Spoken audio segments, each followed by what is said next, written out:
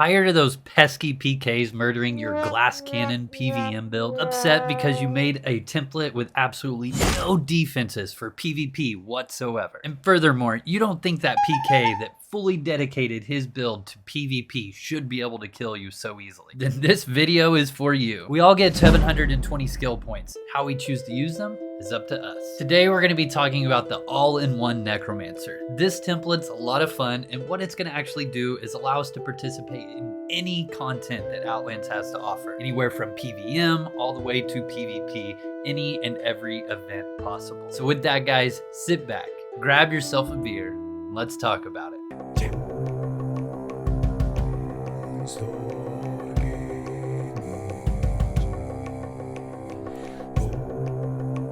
All right, starting off with the template, guys. Necromancy at 120. I've said it before, Necromancy is arguably one of the most powerful PVM skills out there.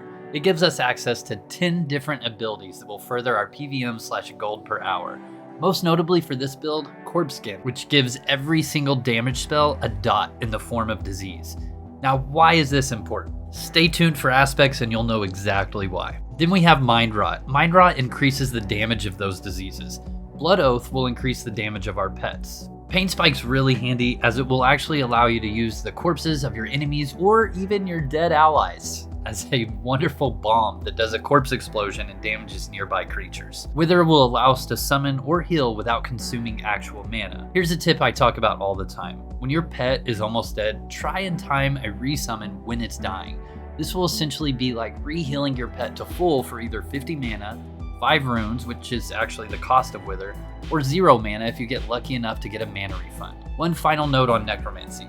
The Necro abilities won't work in PvP. However, Necromancy will give us a 10% increase in spell damage in PvP. Now for eval intelligence, let's go with 100. We want our spells to do as much damage in PVM and PvP as possible. Let's go with 100 eval here for sure. Against monsters, this will increase spell damage by 50%, and against players, this will increase spell damage by 12.5%. Magery at 100. We don't want to fizzle casting summons, especially during the tip we talked about earlier with them. Higher Magery will also have an effect on the amount of damage and healing our spells will do.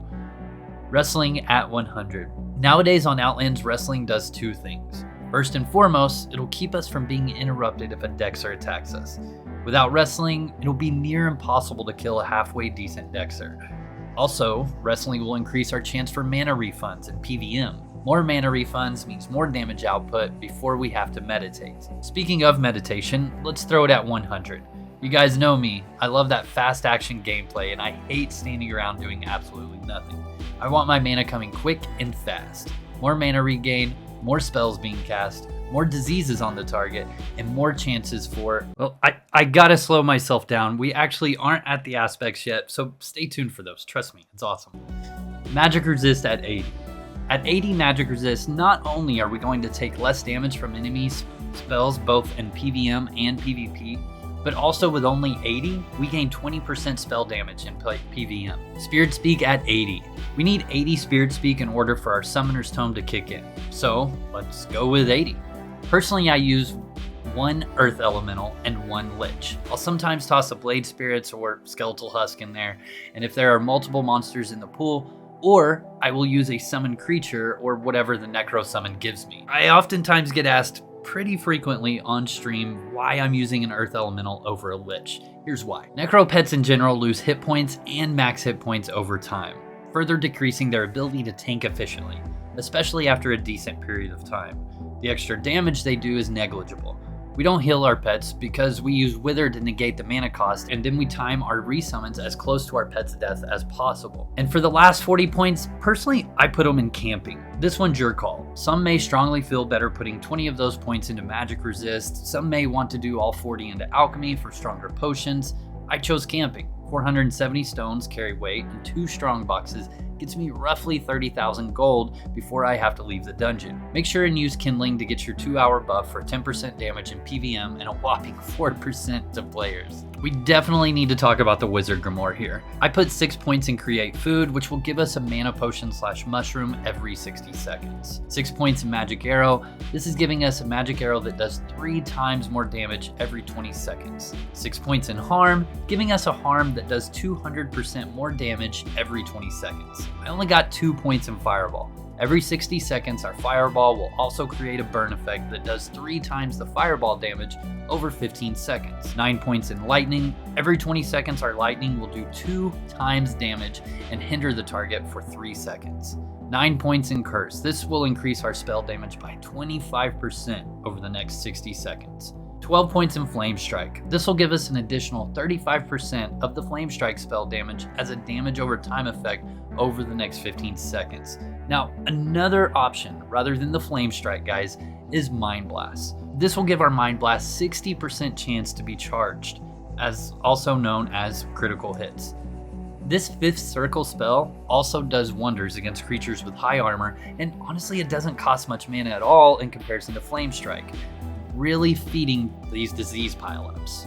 The idea here is to cast lower circle spells on cooldown, generating diseases and burns, as you can tell, taking advantage of their increased damage and low mana cost. Then using Flame Strike to generate burns and more diseases, or Mind Blast, depending on whatever you chose.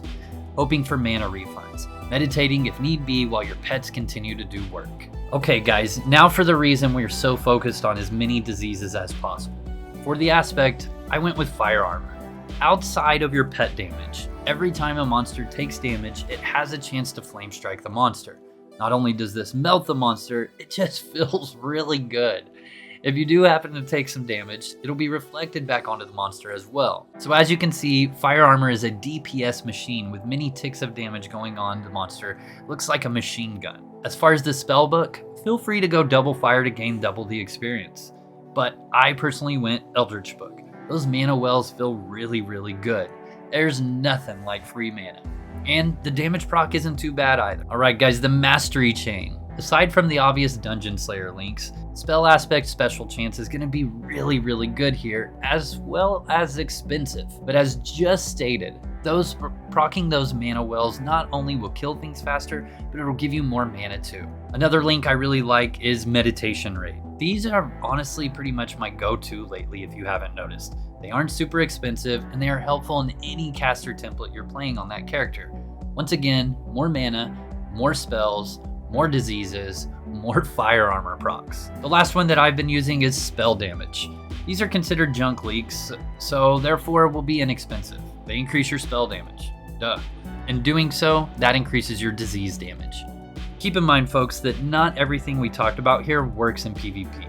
For a list of those things, you should look at this update posted a bit back to help further understand. This build was designed with the idea of farming efficiently, but not taking shit from thieves or solo PKs. Also being able to decide on a whim that you want to participate in PvP events or contested bosses.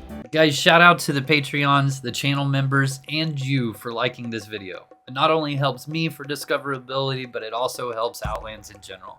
If you want to see this build in action, just make sure you come by the live streams most evenings at 8:30 p.m. Eastern, right here on YouTube. Comment below some of the builds that you've been doing that have been actually a lot of fun for yourself, and who knows, I might reach out to you and ask if I can do a video over it. Other than that, guys, I'll see you next time. Pwn Star Gaming out.